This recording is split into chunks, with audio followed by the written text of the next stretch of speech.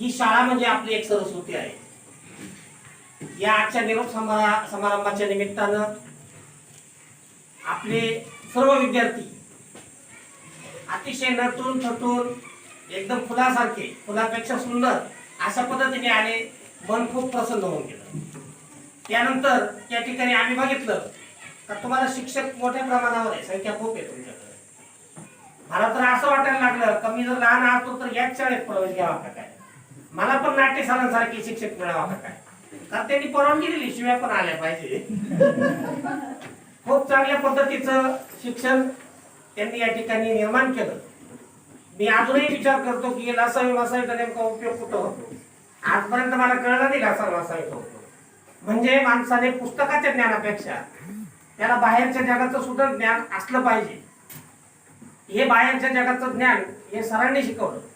काटकसर काय असते आत्ताच त्यांनी सांगितलं की बचत बँक आम्ही केली.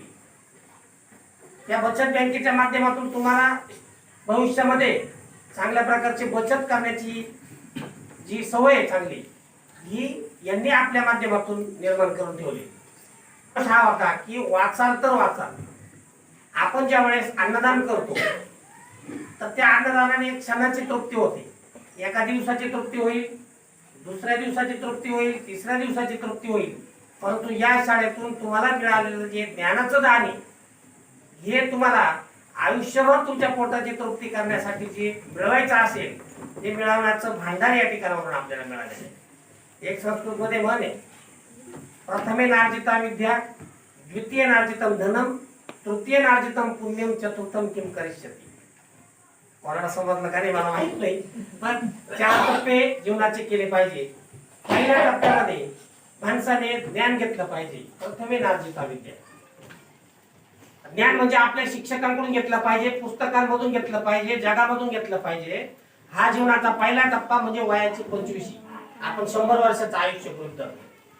या वयाची 25 आता आपण 7वीला आहात, म्हणजे आपण 12.5 किंवा 13 वर्षाचे असाल. म्हणजे आपलं जे पहिल्या टप्प्यातले निम्मे वर्ष हे संपून गेलेले. अजून तुम्हाला तुमच्या ह्या पहिल्या टप्प्यातलं निम्म काढायचंय आणि याच्यामधून आपल्याला फक्त ज्ञान मिळवायचंय. मग या ज्ञानाच्या जोरावर प्रथमे नार्जिता विद्या, द्वितीय नार्जितम धनम, या ज्ञानाच्या जोरावर 25 वर्ष पूर्ण झाल्यानंतर आपण पदवीधर व्हाल. आपण वेगवेगळ्या प्रकारे इंजिनिअरिंग असेल, डिग्री असेल, डिप्लोमा असेल, ऍग्रिकल्चर असेल, MSW असेल किंवा कुठले शेतीचं क्षेत्र असेल किंवा कुठले असेल, या ज्ञानाच्या जोरावर आपण धन कमावलं पाहिजे. हा दुसरा टप्पा तुमचा म्हणजे 25 ते 50 मधला.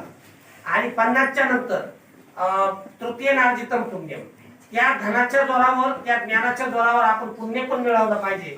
आपण दान पण केलं पाहिजे, आपण वाटलंय पाहिजे.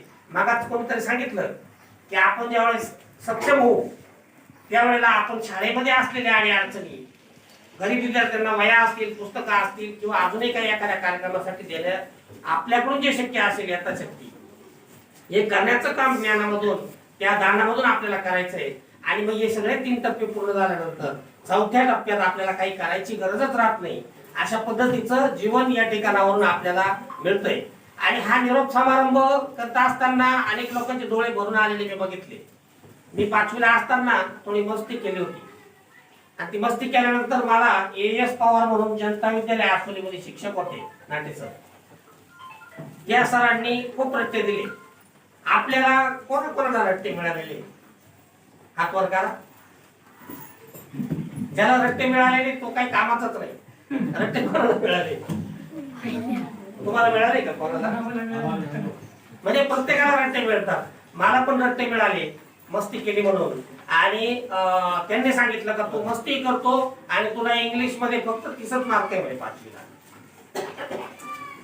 तू 100 मिळवणारा, तुझ्याजवळ ती क्षमता आहे ती मिळवत नाही, तू 30 मिळवत नाही, याचा अर्थ तू धड विद्यार्थ्यांमध्ये मोडतो. म्हणून त्यांनी मला खूप काठीने बदललं. आणि मी त्या दिवशी एक निश्चय केला की यांनी रट्टे दिल्यामुळं आपण यांच्या विषयामध्ये कमीत कमी 70च्या वर मार्क मिळवायचे वार्षिक परीक्षेला. आणि मी एक खुन्नस म्हणून त्या सरांच्या विरोधामध्ये अभ्यास केला. म्हणजे त्याच्यात माझाच फायदा झाला. 70च्या वर त्याच्यात मार्क मिळवले. आणि खूप चांगल्या पद्धतीची इंग्रजी ही माझी तयार झाली सांगायला. ज्या सरांमुळे मला ते इंग्रजीमध्ये पक्का झालो, अभ्यासात पक्का झालो, ते मला सप्तशृंगी मातेच्या गाभाऱ्याच्या जवळ दर्शन घेताना मला दिसले. माझं दर्शन होणं बाकी होतं. मी त्या रांगेतून पुढे गेलो, सप्तशृंगी मातेचं दर्शन घेतलं नाही मी. पहिलं मी त्या शिक्षकांचं दर्शन घेतलं, कारण ते माझ्या जीवनाला आकार देणारे गुरु होते. ज्या वेळेला या ठिकाणी पहिलीपासून विद्यार्थी येतो 7वी पर्यंत इथं अनेक त्यांचे प्रवास होतात. या प्रवासामध्ये आम्ही बघतो की आमचे मुलं सांभाळायला आम्हाला खूप अडचणी. आम्ही आमच्या बाईची आलीजा बघतो किती मस्ती करते, रेहान किती मस्ती करतो. आणि असे मस्तीखोर विद्यार्थी तुम्ही इथं सांभाळताय आणि त्यांना संस्काराचे धडे जाताय, संस्कार संस्कृती घडवण्याचं काम करताय, मन मस्तक आणि मनगट समृद्ध निर्माण करण्याचं काम करताय. म्हणून तुमच्या सर्व शिक्षकांना मी मनापासून वंदन करतो, आदरपूर्वक वंदन करतो. आणि तुमच्या जवळ जे जे काही देण्याचं काम आहे ते संवेदनशीलतेनं देण्याचं काम तुम्ही केलं. या ठिकाणी सरांनी मला सांगितलं की महापुरुषांचे फोटो आपण या ठिकाणी लावले. मला सांगा की कोणाच्या घरात आजोबा पंजोबाचे फोटो आहे का? कोणाचे हात वर करा कोणाचे असतील तर. आजोबाचा किंवा पंजोबाचा, हा परपंजोबाचा. तुझ्या आजोबाचं नाव माहिती तुला? दादा का नाव? पंजोबाचं माहिती आहे? त्यांच्या वडिलांचं त्यांचं माहित नसण्याचं कारण हे आहे सर की त्यांनी काही केलंच नाही. माझ्या पण कुटुंब या लोकांनी समाजासाठी म्हणजे सामाजिक म्हणून आपण ते काहीच नाही केलं. आज आपण शिवाजी महाराजांना बघतो, त्यांचा फोटो प्रत्येक घरात आहे. बाबासाहेबांना बघतो, बाबासाहेबांचा फोटो आहे, महात्मा गांधींचा आहे. असा महापुरुषांचे सगळ्यांचे फोटो प्रत्येकाच्या घरामध्ये दिसतील. पण आजोबा पंजोबाचे, खापर पंजोबाचे, चिपड पंजोबाचे फोटो आपल्याला दिसत नाही, कारण त्यांनी तसं म्हणण्याजोगं काही करूनच ठेवलेलं नाही. त्यांनी कुटुंबासाठी केलेले. म्हणून आपण अशा पद्धतीने निर्माण केलं पाहिजे की आपले सुद्धा फोटो आपल्या पुढे कायमस्वरूपी लावले पाहिजे. आमच्या भागातले नेते गोपाळराव घोळे यांचे फोटो अजूनही 100-200 वर्ष त्यांच्या कुटुंबामध्ये राहतील, कारण त्यांच्या कुटुंबासाठी, त्यांनी त्यांच्या समाजासाठी, त्यांच्या गावासाठी, त्यांच्या तालुक्यासाठी भरपूर प्रकारे काही ना काही करून ठेवलेले. म्हणून या महापुरुषांकडे बघत असताना ते प्रेरणा जरी देत असतील, पण त्या प्रेरणेमध्ये अजून आपण त्याच्यात एक गोष्ट ऍडिशनल ऍड करा आणि ती ऍड करून आपणही त्यांच्यासारखं मोठं बांधण्याचा प्रयत्न करा. आपण जर कलेक्टर बांधण्याचं स्वप्न ठेवलं तर आपण तलाठी निश्चितच बनू शकतो. आणि आपण जर तलाट्याचं ठेवलं तर आपण ग्रामपंचायतीचा शिपाई बनू शकत. म्हणजे आपलं स्वप्न हे मोठं असलं पाहिजे. या स्वप्नांसाठी चांगलं ध्येय आपल्याजवळ असायला पाहिजे. आणि वेळेत माणसं इतिहास घडवतात. ही शहाणी माणसं फक्त त्यांची पुस्तकं वाचत बसतात, जसं तुम्ही तिथं वाचत आहे. म्हणून वाचनाची सवय ठेवा. मी मॅडम पहिलीला असताना नवनाथ ग्रंथ, गीता, भागवत वगैरे या गोष्टी वाचायचो. माझ्या वडिलांकडून मला ते वाचायला मिळायचे.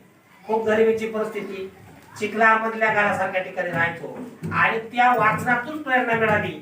वाचनातून प्रेरणा मिळून खूप चांगल्या पद्धतीचं मला या सगळं गुरुवाऱ्यांच्या दिलेल्या लेखणीमधून खूप चांगल्या पद्धतीचं लिहिता येण्याचा माझा प्रयत्न असतो, चांगलं देण्याचा प्रयत्न असतो.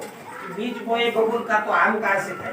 आपण पेरणी करतानाच आंब्याची पेरणी केली तर आपल्याला मधुर असे गोड आंब्याचे फळं खायला मिळतील. सरांनी आणि तुमच्या सर्व इतर शिक्षकांनी खूप चांगल्या पद्धतीचं त्यांच्या जवळचं जे ज्ञानाचं भांडार आहे हे तुम्हाला खुलं करून दिलं. भविष्यामध्ये सुद्धा ते खुलं केल्याशिवाय राहणार नाही. या शाळेचा निरोप समारंभ आज झाला म्हणजे आपण या शाळेपासून दुरावलो असा त्याचा अजिबात अर्थ नाही.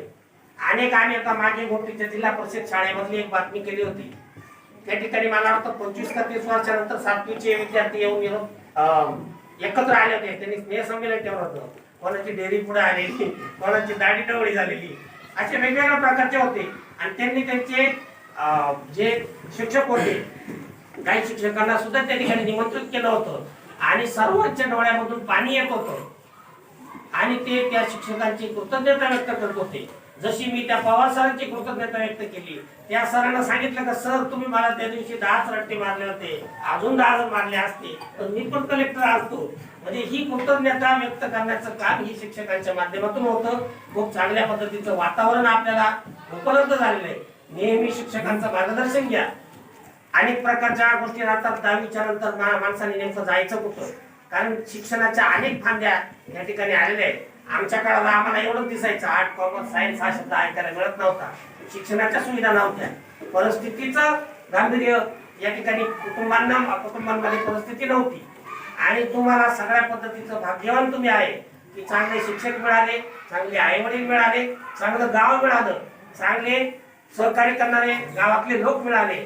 तर आपण त्याचा पुरेपूर फायदा घ्या. आणि सरांनी सांगितलं की एखादा विद्यार्थी एखादा विषयामध्ये झाडावर चढण्यात तज्ञ असेल, एखादा गणितामध्ये हुशार असेल, माझं तर म्हणणं असं आहे की 2 मार्क कमी मिळवा, पण चष्मा घालून या ठिकाणी बक्षीस घ्यायला अजिबात येऊ नका. म्हणजे तुमची शरीर संपदा सुद्धा राखा. शरीर रक्षणम खलु धर्म साधन. या शरीरापासूनच तुम्हाला महापुरुष बनता येईल. महात्मा गांधी, टिळक, बाबासाहेब आंबेडकर यांनी शरीर सदृढ ठेवलं. शरीर जर चांगलं असेल तरच तुम्हाला सगळ्या गोष्टी करता येतील. आतापासूनच व्यायामाची सवय आपण करा, योगा करा, काय आपल्याला जे योग्य वाटेल त्या हिशोबाने आपण शरीराची निगा राखा. आपल्याला 70% ऐवजी 68% मिळाले तरी चालतील, पण शरीर सुद्धा संपत्ती आहे, त्याचं जतन करा. आणि या निमित्तानं आता माझ्याकडे तर काही शब्द नव्हते, या शिक्षकांबद्दल मनापासून कृतज्ञता व्यक्त करतो आणि तुम्हाला भावी वाटचालीसाठी शुभेच्छा देतो. मला वाटतं की अशा पद्धतीचे शिक्षक असतील आणि अशा पद्धतीचं शिक्षण या ठिकाणी तुम्हाला मिळालेलं असेल तर तुम्ही अतिशय सक्षम आणि सदृढ अशी पिढी निर्माण करणारे विद्यार्थी आहात. निश्चितपणे तुमच्या यशाचा गौरव करण्यासाठी सर आणि आम्हाला आतुरता राहील की या विद्यार्थ्यांनी काय केलं नेमकं पुढे भविष्यामध्ये. डॉक्टर झाला, इंजिनियर झाला, त्याचा आपण या ठिकाणी भव्य प्रमाणात सत्कार देऊ. आणि तीच खरी आता तुम्ही जे शिवाजी महाराज, सरस्वती माता आणि मॅडमला घड्याळ अशा गोष्टी दिल्या त्याबद्दल आम्ही ऋणी आहोत. परंतु सरांना या गोष्टींची काही गरज नाहीये, मॅडमला पण गरज नाही. त्यांना हे पाहिजे की माझे विद्यार्थी डॉक्टर झाले. ज्या वेळेला महाराष्ट्र आरोग्य विज्ञान विद्यापीठाच्या व्यासपीठावरून एखादा विद्यार्थी बोलेल की श्री निवृत्ती नाटे सर यांनी माझ्या मनामध्ये जे प्रेरणेचं बीज पेरलं, त्या प्रेरणेमुळे मी आज MBBS होऊ शकलो, तो त्यांच्यासाठी सगळ्यात मोठा पुरस्कार असेल.